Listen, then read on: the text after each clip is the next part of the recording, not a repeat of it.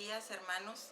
En esta mañana estamos todos con el propósito de rendirle la honra y la gloria a nuestro Dios a través de nuestro agradecimiento y de nuestra adoración en esta mañana.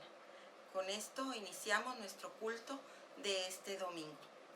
Dicen las Escrituras de la siguiente manera: a ti cantaré, gloria mía, y no estaré callado. Jehová, Dios mío, te alabaré para siempre. Salmo 30, 12. Oremos. Bendito Dios y Padre nuestro, recibe nuestra adoración en esta hora, porque tú eres el único merecedor de toda la honra, de toda la gloria. Y tú que eres santo, te dignas a vernos a nosotros y nos has dado grandes bendiciones. Y por esta razón, y en tu día que has sido consagrado para homenajear tu santo nombre, estamos aquí para pedirte que te agrades de este culto que te ofrecemos de todo corazón y con toda la intención de honrar tu santo nombre. Agrádate de él y permite que este rebaño sea bendecido con tu mano poderosa. En el precioso nombre de tu Hijo Jesucristo. Amén. Bueno, pues este momento lo vamos a dedicar cada uno de nosotros para externar nuestras gratitudes delante del Señor. Él es bueno y a pesar de nuestro pecado, nuestros errores, nuestro servicio tal vez falto, de que no es lo óptimo, el Señor siempre ha prometido estar con aquellos que proclaman su nombre y que le han aceptado. Así que en estos momentos vamos a dar gracias cada uno ahí donde estamos al Señor por cada una de las bendiciones que Él ha derramado en cada uno de nosotros y también en nuestras familias.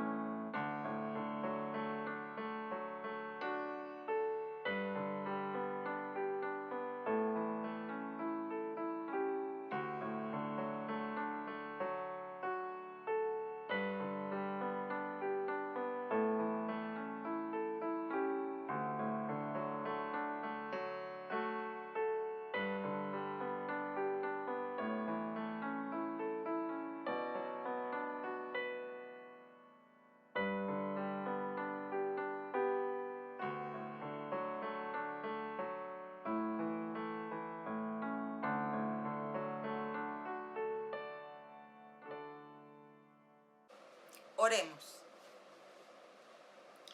Bendito Señor, nuevamente estamos delante del trono de tu gracia para decirte que estamos agradecidos contigo porque tu benevolencia con nosotros ha sido suprema.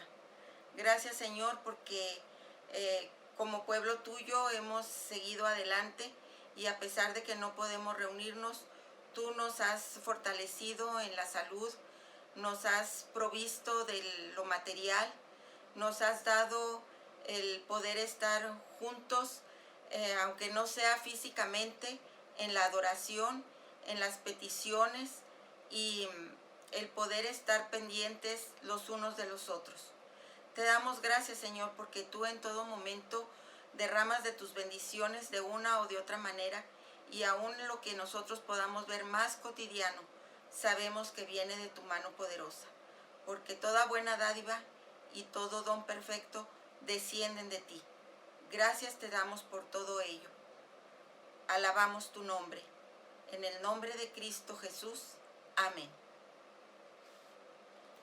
Dice el Salmo 24, un salmo hermoso y que es conocido por mucho de pueblo de Dios. De Jehová es la tierra y su plenitud, el mundo y los que en él habitan, porque él la fundó sobre los mares y la firmó sobre los ríos. ¿Quién subirá al monte de Jehová y quién estará en su lugar santo? El limpio de manos y puro de corazón, el que no ha elevado su alma a cosas vanas ni jurado con engaño. Él recibirá bendición de Jehová y justicia del Dios de salvación. Tal es la generación de los que le buscan, de los que buscan tu rostro, oh Dios de Jacob. Alzad, oh puertas, vuestras cabezas, y alzaos vosotras, puertas eternas, y entrará el Rey de gloria. ¿Quién es este Rey de gloria? Jehová, el fuerte y valiente, Jehová, el poderoso en batalla. Alzad, oh puertas, vuestras cabezas, y alzaos vosotras, puertas eternas, y entrará el Rey de gloria. ¿Quién es este Rey de gloria? Jehová de los ejércitos, Él es el Rey de la gloria.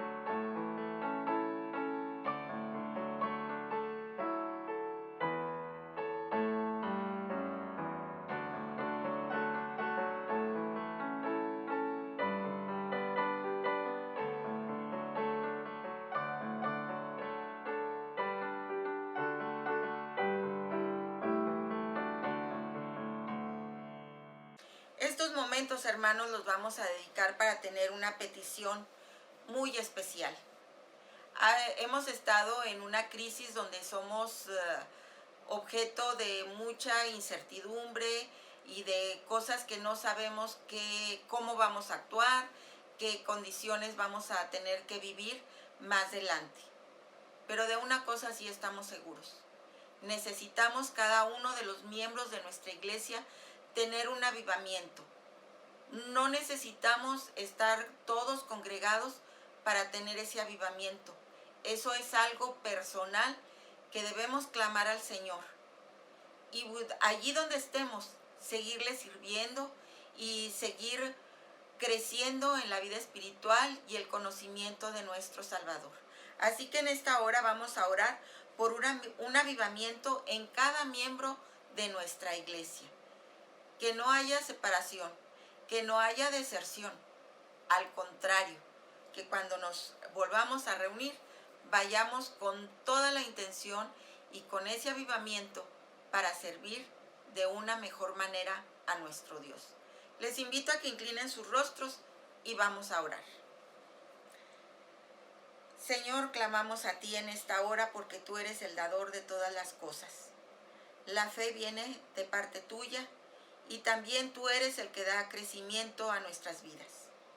Queremos rogarte por cada uno de los miembros de la Iglesia Bautista Maranata, que en esta hora estamos unidos en este culto de adoración, para rogarte con toda humildad, que tú nos limpies de todo aquello que pueda estar estorbando para que podamos tener un avivamiento, una reconsagración y que podamos estar activos en tu obra, que podamos aprovechar correctamente el tiempo, que tengamos la avidez de estudiar tu santa palabra y no solamente de estudiarla, sino buscar cómo aplicarla a nuestras vidas y poder rendirte toda la honra y la gloria con ello. No sabemos cuánto tiempo tendremos, no sabemos cuándo nos volveremos a reunir, pero sí sabemos que tú moras en el corazón de cada creyente y que de esta manera también tú puedes enviar el avivamiento. No permitas que nosotros contristemos o entristezcamos al Espíritu Santo que mora en nosotros. Ayúdanos a vencer todos los obstáculos que el enemigo pone delante de nosotros, aún en la convivencia familiar para algunos, otros en su trabajo, otros por la amenaza que sienten con esta pandemia. No sé, Señor, hay muchos casos que cada uno pueda tener, pero estamos unidos ahorita para rogarte porque tú envíes un avivamiento y que nosotros estemos prestos para poder actuar. Lo pedimos en el nombre de tu Hijo amado, Cristo Jesús. Amén. Los invito a que ahora leamos en nuestras Biblias, en el Evangelio según San Marcos, para leer los versículos del 38 al 50. Dice de la siguiente manera: Juan le respondió diciendo: Maestro, hemos visto a uno que en tu nombre echaba fuera demonios, pero él no nos sigue y se lo prohibimos porque no nos seguía. Pero Jesús dijo: No se lo prohibáis, porque ninguno hay que haga milagro en mi nombre que luego pueda decir mal de mí, porque el que no es contra nosotros, por nosotros es. Y cualquiera que os diere un vaso de agua en mi nombre, porque sois de Cristo, de cierto os digo que no perderá su recompensa. Cualquiera que haga tropezar a uno de estos pequeñitos que creen en mí, mejor le fuera si se le atase una piedra de molino al cuello y se le arrojase en el mar. Si tu mano te fuere ocasión de caer, córtala. Mejor te es entrar en la vida manco que teniendo dos manos ir al infierno, al fuego que no puede ser apagado, donde el gusano de ellos no muere y el fuego nunca se apaga.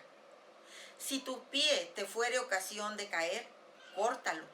Mejor te es entrar a la vida cojo que teniendo dos pies ser echado en el infierno, al fuego que no puede ser apagado, donde el gusano de ellos no muere y el fuego nunca se apaga. Y si tu ojo te fuere ocasión de caer, sácalo. Mejor te es entrar en el reino de Dios con un ojo que teniendo dos ojos ser echado al infierno, donde el gusano de ellos no muere y el fuego nunca se apaga. Porque todos serán salados con fuego y todo sacrificio será salado con sal. Buena es la sal. Mas si la sal se hace insípida, ¿con qué la sazonaréis? Tened sal en vosotros mismos y tened paz los unos con los otros. Dios añada bendición a la lectura de su palabra.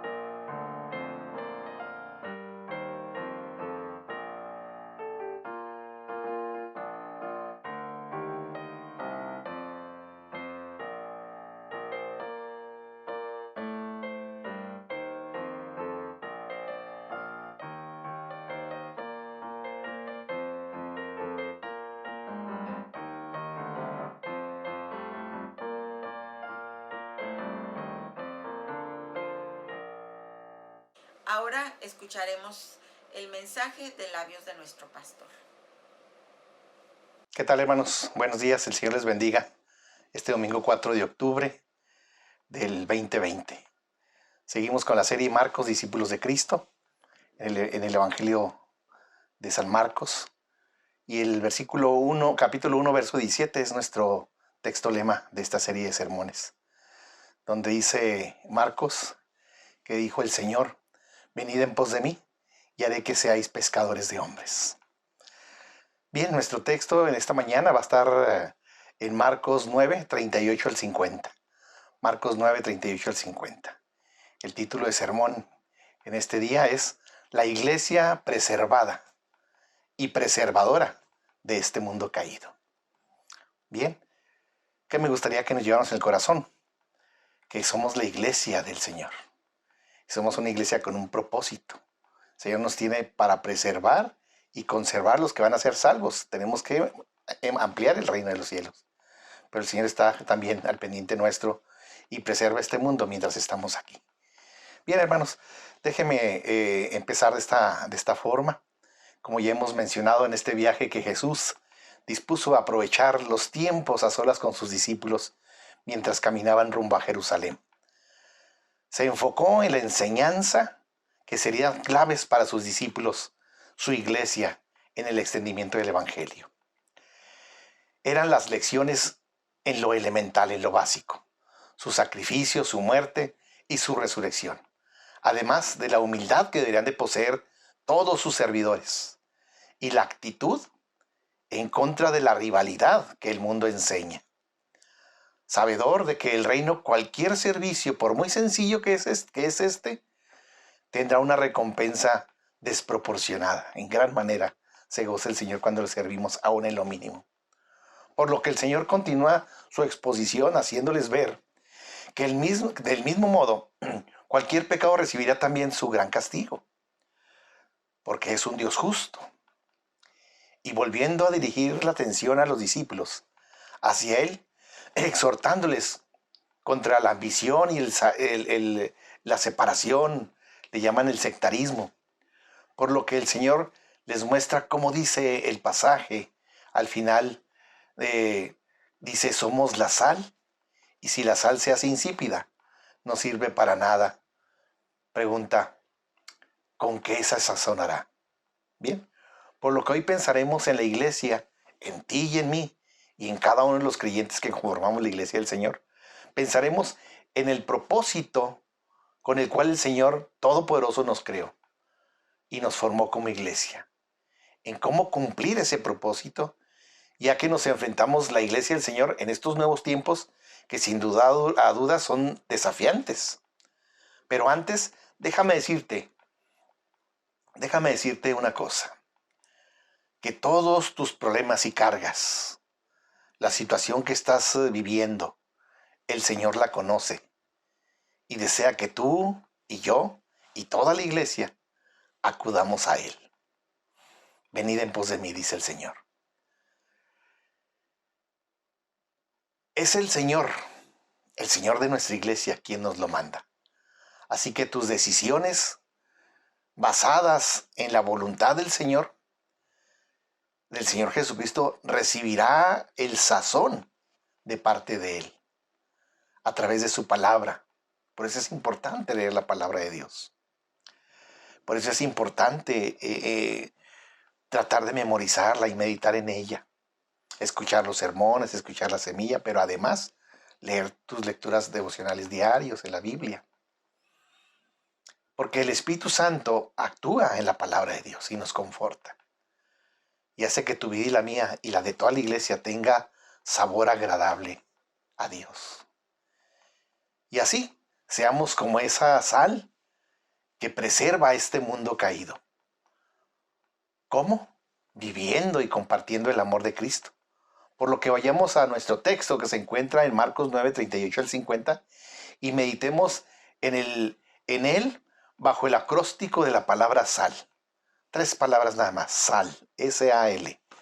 Por lo que somos, en primer lugar, somos la iglesia de Cristo, quien preserva este mundo, Nuestro propósito y misión es rescatar almas y nunca ser estorbo y mostrarles con nuestra forma de vivir cómo viven libres del pecado en este mundo caído. Por lo que en primer lugar, la letra S de sal, nunca olvidemos y siempre recordemos que somos la iglesia de Cristo. En primer lugar, somos la iglesia de Cristo, mis hermanos, y Él es nuestro Señor. Por lo que prediquemos a Cristo y nunca a nuestra denominación. Marcos 9:38 al 41 nos dice, el versículo 38 inicia, Juan le respondió diciendo, Maestro, hemos visto a uno que en tu nombre echa fuera demonios, pero él no nos sigue y se lo prohibimos, porque él no nos seguía. El versículo 39 dice, pero Jesús dijo, no se lo prohibáis, porque ninguno hay que haga milagro en mi nombre que luego pueda decir mal de mí. Porque el que no es con nosotros, porque el que no es contra nosotros, por nosotros es, dice el Señor. Y cualquiera que os diere un vaso de agua en mi nombre, porque sois de Cristo, de cierto os digo que no perderá su recompensa. El Señor quería que sus discípulos aprendieran del rechazo, incluso de esa desaprobación que ellos mismos manifestaron ante los anuncios que Jesús hacía acerca de la necesidad de su muerte y de su resurrección. Esto provocaron en cada una cadena de fracasos que Marcos el escritor nos muestra en este capítulo. Primero, habían sido incapacitados o habían sido incapaces de los discípulos de echar fuera el demonio de un muchacho. ¿Se acuerdan allá en Marcos 9:18? Luego, la desafortunada discusión acerca de cuál de ellos sería el mayor, Marcos 9:34. Y ahora los encontramos exhibiendo un espíritu de rechazo o de hacer diferencias a otros que ordenaban y obraban en el nombre del Señor. Esto nuevamente mereció la desaprobación del Señor Jesús. Juan, al mencionar este incidente, como nos dice en el versículo 38, que le dijo al Señor, Maestro, hemos visto a uno que en tu nombre echa fuera demonios, pero él no nos sigue y se lo prohibimos porque no nos seguía. Por lo que el Señor contesta una pregunta de mucha importancia. ¿Hasta qué punto, hermanos? ¿Hasta qué punto debemos de recibir a alguien que hace cosas en su nombre, pero que no se congrega con nosotros? Y no es de los nuestros, no le conocemos. ¿Cómo podemos entonces saber? Bien, los discípulos negaron recibirle. No lo recibieron. ¿Cuál fue la postura de Jesús acerca de esto? ¿Qué opinaría el Señor en la actualidad acerca de las diferentes divisiones, denominaciones en las que se agrupan los cristianos de hoy en día? Y entre nosotros mismos, los bautistas, que con frecuencia defendemos con un celo parecido al de Juan. No hay más, decimos, ¿verdad? No estoy hablando a favor del ecumenismo, que eso es una herejía, eso ni lo piensen, hermanos. Por lo que el Señor Jesús nos enseña en este caso a que debemos primero no prohibirle a nadie hablar del Señor. El Señor habla muy claro, ya que hace milagros o participa en obra del reino en el nombre de Jesús. No puede hablar mal de Jesús. Y luego el Señor subraya con la frase, porque el que no es contra nosotros, por nosotros es. Cierto que debemos cuidarnos de ser intolerantes con aquellos que no hacen las cosas exactamente igual que nosotros. Debemos alegrarnos siempre que el Señor utiliza a otros hermanos nuestros para manifestar su nombre. Debemos de buscar por encima de cualquier otra cosa que el nombre de Cristo sea glorificado. Somos la iglesia del Señor, el cual nos da estas enseñanzas y como con broche de oro nos dice a sus discípulos el versículo 40, y cualquiera que os diere un vaso de agua en mi nombre, porque sois de Cristo, de cierto os digo que no perderá su recompensa. Debemos de tratar con amor a otras personas, que aunque no sean de nuestra congregación, que se congreguen en otras congregaciones, donde sea predicado el Señor Jesucristo. Notemos también que para el Señor no hay ningún servicio insignificante, que no pasa desapercibido o que quede sin recompensa. Por ejemplo, echar un demonio en su nombre podría parecer algo espectacular, mientras dar un vaso de agua puede ser una cosa muy sencilla o fácil. Sin embargo, el Señor ha prometido recompensar cualquier cosa que hagamos por amor a su nombre, por lo que somos la iglesia del Señor. El Señor estaba diciendo que un vaso de agua dado a una persona porque es de Cristo, lo consideraría como un ofrecido a Él mismo. Todo esto nos recuerda que para el Señor nuestros hermanos son muy importantes, igual que lo que hacemos por ellos es importante, por lo que somos su iglesia y nuestra tarea o propósito es servir con gratitud y amor al Señor y entre nosotros. Somos la iglesia de Cristo, mis hermanos, y Él es nuestro Señor. Por lo que prediquemos a Cristo y nunca a nuestra denominación. De los demás, dejarlos que prediquen, no importa. De esos se encargará el Señor y lo recompensará de acuerdo a su gracia. Nosotros somos la iglesia de Cristo y Él es nuestro Señor. Por lo que prediquemos a Cristo y nunca a nuestra dominación, repito. Debemos huir del exclusivismo espiritual que confunde la lealtad a la propia iglesia o denominación con la fidelidad al Señor. Primero es la fidelidad al Señor. Debemos cuidarnos de ser intolerantes con aquellos que no hacen las cosas exactamente igual que nosotros, pero nunca confundir la fidelidad a nuestro Señor. Y el propósito de la iglesia de Cristo, que es engrandecer el reino de Dios aquí en la tierra. Por lo que somos la sal, debemos preservar a la gente y que cree en Jesucristo y lo haga su Señor y Salvador. Esa es nuestra misión y propósito. Bien, hermanos, en segundo lugar, la A de almas, en nuestro acróstico de la palabra sal. Almas hay que rescatar y nunca estorbar. Mis hermanos, la iglesia debemos enfocarnos en nuestra misión y propósito. Llevar las almas a los pies de Cristo y no ser estorbo de ellas. Marcos 9, 41 al 48 es nuestro pasaje. Y el versículo 41 nos dice el Señor: cualquiera que haga tropezar a uno de estos pequeñitos que creen en mí. Es probable que mientras que el Señor proseguía en sus enseñanzas a los discípulos, todavía tuviera con él al niño que antes había acogido en sus brazos, ¿se acuerdan? Ahí en Marcos 9:36. Y volviendo a dirigir la atención de los discípulos hacia él, mientras continúa exhortándoles contra la ambición y el egoísmo, a lo que ahora añade una fuerte advertencia: cuidado con hacer tropezar a uno de estos pequeñitos que creen en mí. Por supuesto que este niño, el Señor, se estaba refiriendo a todas aquellas personas sencillas y débiles. Esto incluye a todos aquellos que son recién convertidos o que por alguna razón son débiles en la fe, como nos dice ahí Romanos 14:1. Pero hemos de extenderlo también a cualquier persona que todavía no conoce al Señor. Somos llamados a bendecir, a atraer, a cuidar, a rescatar las almas y no hacerles estorbo o daño. El hacerles tropezar es ponerles algún obstáculo que les aparte del Señor. Cuidemos nuestro testimonio, mis hermanos. En este contexto podríamos entender que la posición del privilegio y autoridad que los discípulos tenían podía convertirse en una piedra de tropiezo para otros si dejaban que se apoderase de ellos la ambición y el egoísmo. Pero a esto podíamos añadir también cualquier comportamiento en el creyente que no se conforma con su fe cristiana, que no va conforme a esa fe cristiana. Esto incluye cualquier mal ejemplo, o bien por falta de amor al Señor, o bien por no cuidar la pureza que debe acompañar el testimonio de cualquier persona que se confiesa seguidor de Cristo.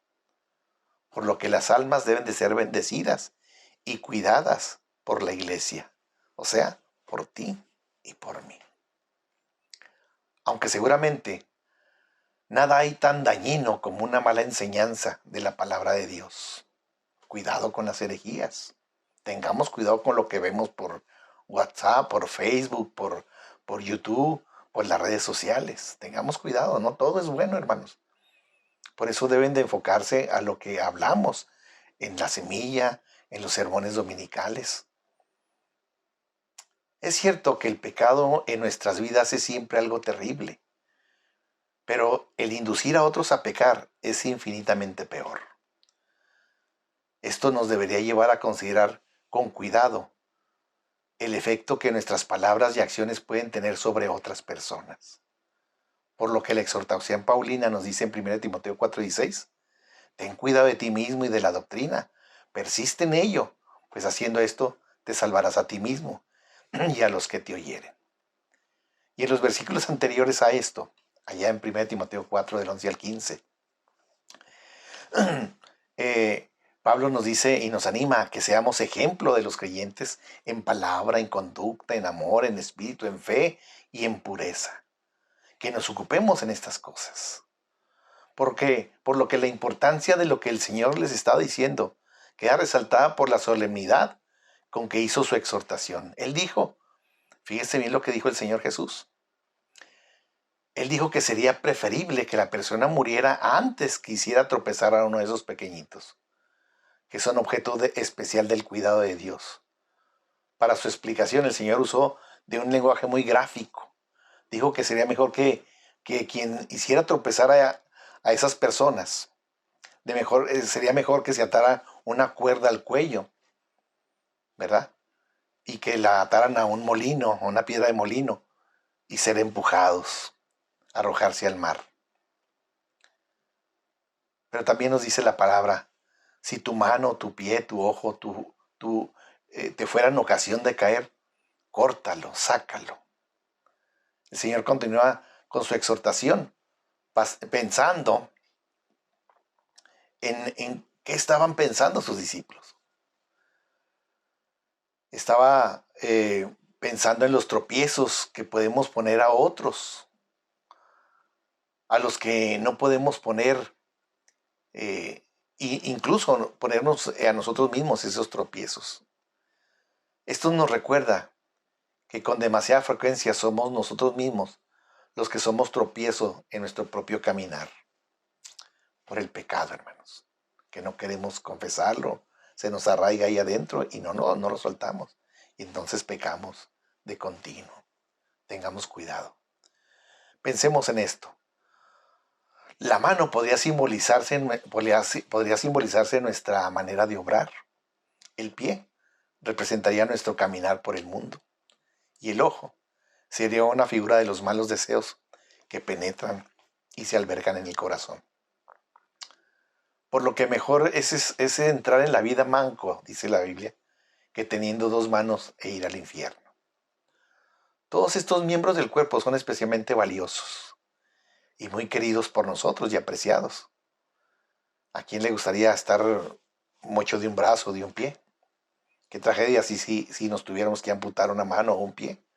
Pero el Señor quiere llamar nuestra atención sobre el hecho de que esto no sería absolutamente nada en comparación con la pérdida del alma en el infierno eterno.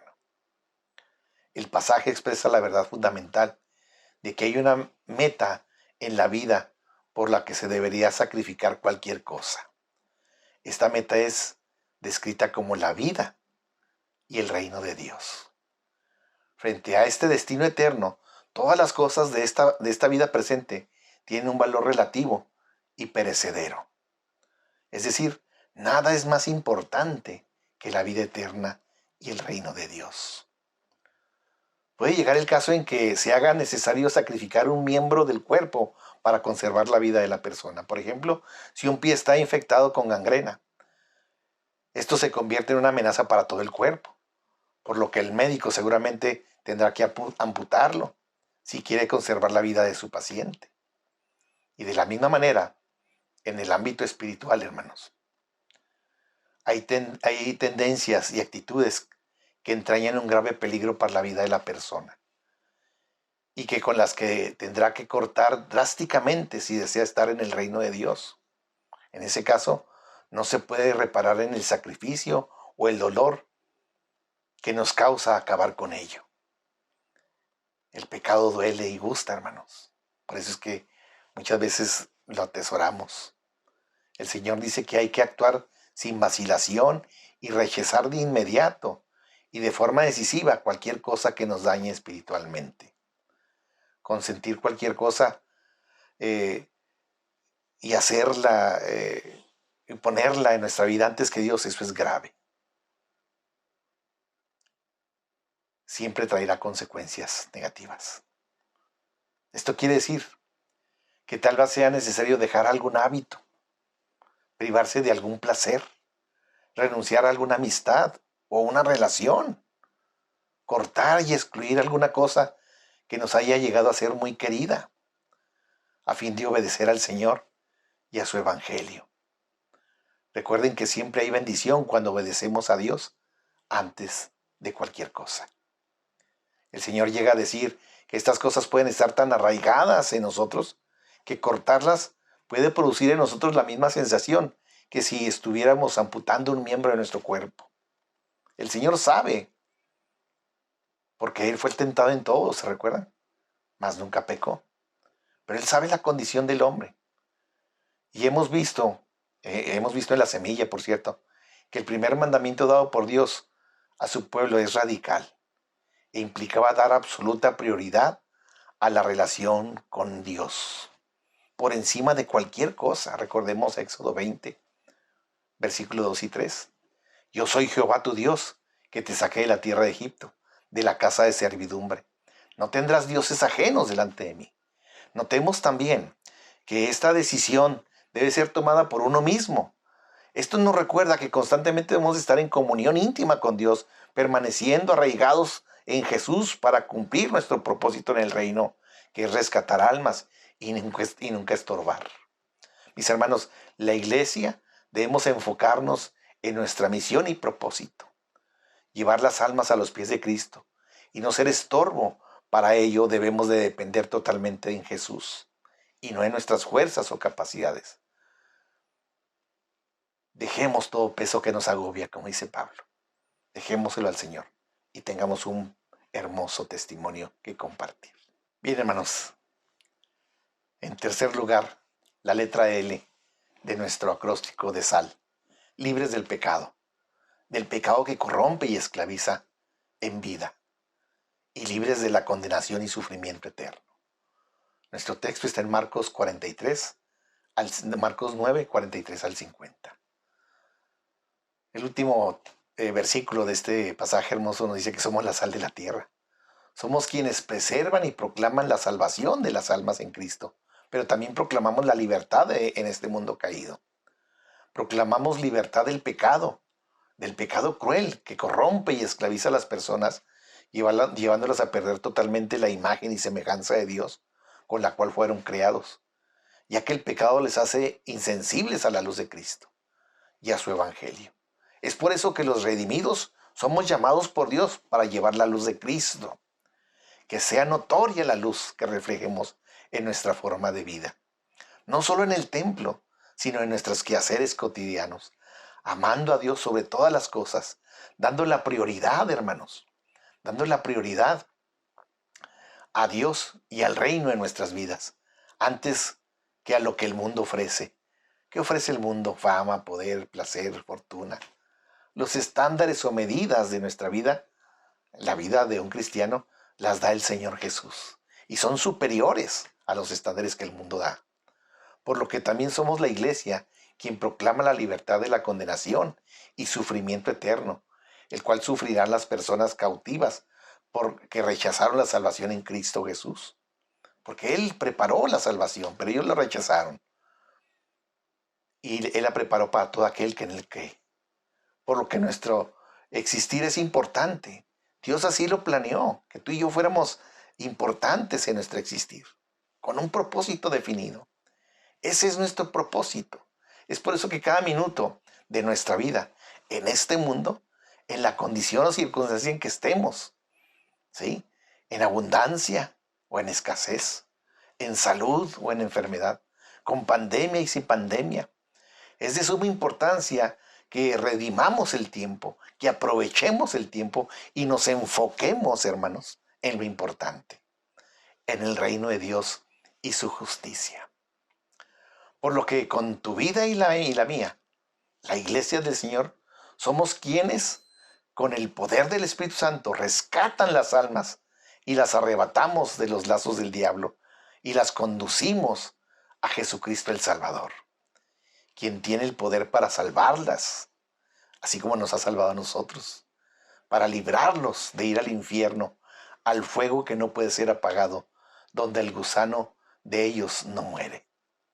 El Señor quiere en ese texto de Marcos 9:44 dejar constancia de la realidad, de lo terrible, del horror y la eternidad del castigo que sufrirán aquellos que eligen vivir en sus propios placeres en lugar de convertirse en seguidores de Jesucristo. Cada una de las tres referencias al infierno en el versículo 44, en el versículo 46 y en el 48, donde dice, donde el gusano de ellos no muere y el fuego nunca se apaga, debe ser considerada como una advertencia, solemne invitación del Señor a reflexionar acerca de cómo estás viviendo esta vida. Las descripciones que Jesús hace del castigo eterno nos sirven para hacer una idea de lo terrible de este lugar y de ese estado. Primeramente, debemos de considerar la palabra Gehenna, que se traduce como infierno. Esta era la forma abreviada de Jeben y Himón, que significa el valle del hijo o de los hijos de Himón, Josué 15:8. Llegó a ser conocido por allí porque ahí se mataban a los niños quemándolos como sacrificios ofrecidos a los dioses paganos. Tremenda cosa. Segunda de Crónicas 2, 28:3 y segundo de Crónicas 33:6. Por esta razón el rey Josías lo declaró como un lugar inmundo. Segundo de Reyes 23:10. Y en este mismo tiempo, en los tiempos de Jesús, se conocía ese lugar como el lugar donde se quemaba la basura de la ciudad, a fuego lento. Por esta razón llegó a ser usado como una figura de fuego eterno. Se acuerdan que el Señor Jesús usaba cosas que la gente conociera para ilustrar las cosas. Y el fuego lento y eterno de este basurero de la ciudad. El Señor lo describió también como un lugar de tormento y dolor. Habló del fuego y del gusano. Tal vez podemos pensar en el fuego como producido un tormento externo, te estás achicharrando. El dolor terrible. Y en el gusano como un dolor interno, sufrimiento al unísono, externo e interno, eternamente, terrible. También dejó claro que se trata de un lugar de sufrimiento eterno. Dice la palabra de Dios, allí el fuego no puede ser apagado y el gusano de ellos no muere. El apóstol Pablo también dice que los que no conocieron a Dios ni obedecieron al Evangelio de nuestro Señor Jesucristo sufrirán pena eterna, eterna perdición. Segunda de Tesalonicenses, capítulo 1, 8 y 9.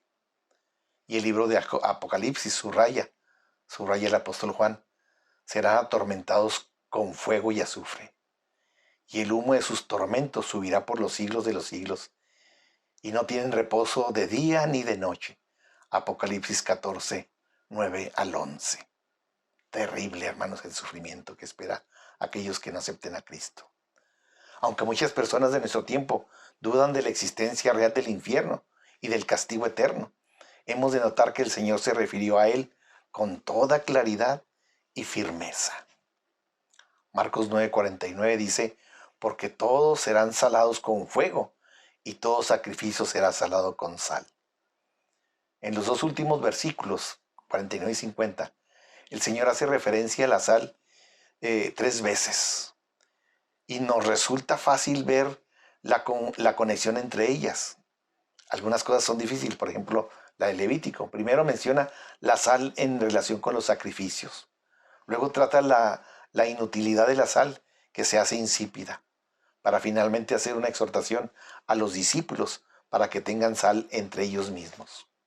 Por lo que somos nosotros, los creyentes, los discípulos del Señor, la sal, quien colabora con Dios en preservar y liberar este mundo caído, mis hermanos.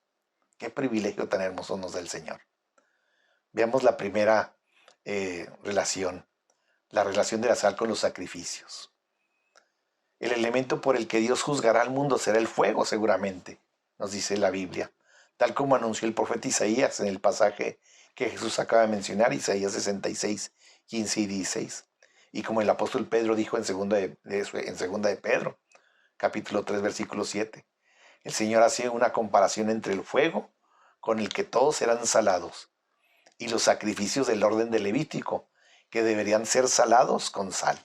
Recordemos que para un sacrificio fuera agradable a Dios, era necesario previamente fueran sazonados con sal. Levítico capítulo 2, versículo 13 dice, y sazonaréis con sal toda ofrenda que presentes, y no harás que falte jamás de tu ofrenda la sal del pacto de tu Dios. En toda ofrenda tuya ofrecerás sal. Y de la misma manera, el juicio es presentado como un sacrificio en el que no puede faltar el fuego para que llegue a ser agradable a Dios. Ahorita explicamos esto. Por lo que la gravedad del pecado del hombre, hermanos, no solo se revela contra Dios, sino que también desprecia todas las evidencias de su gracia, misericordia y amor. Si después de todo esto Dios permaneciera en silencio, pareciera que el pecado no le importa, lo que podría seriamente entredicho su justicia y su santidad. Por esta razón, es necesario un juicio visible en el que Dios manifieste su carácter y atributos. Es cierto que muchas personas rechazan la existencia del infierno y del juicio de Dios porque piensan solo en un Dios bueno, en un Dios amoroso. La Biblia también habla de un Dios amoroso, pero también de un Dios justo. Pero la Biblia nos habla repetidamente acerca de la ira de Dios como una manifestación necesaria de su carácter santo. ¿Qué pensaríamos de un Dios que después de haber visto todos los pecados de la humanidad permaneciera indiferente al respecto? ¿Quién creería en un Dios así?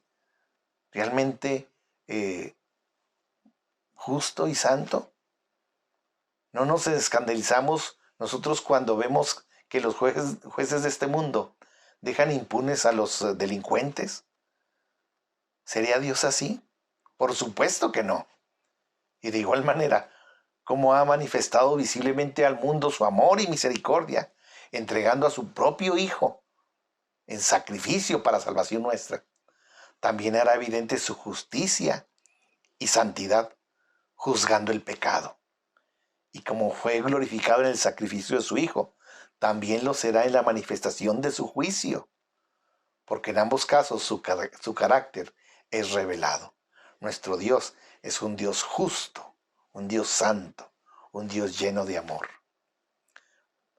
Dice la palabra, bueno es la sal, mas si la sal se hace insípida, ¿con qué la sazonaréis? Ahora Jesús habla de la sal que ha perdido su sabor. Y aunque todos entendemos esta referencia en el orden físico, quiere decir en lo espiritual lo que el Señor está hablando que es.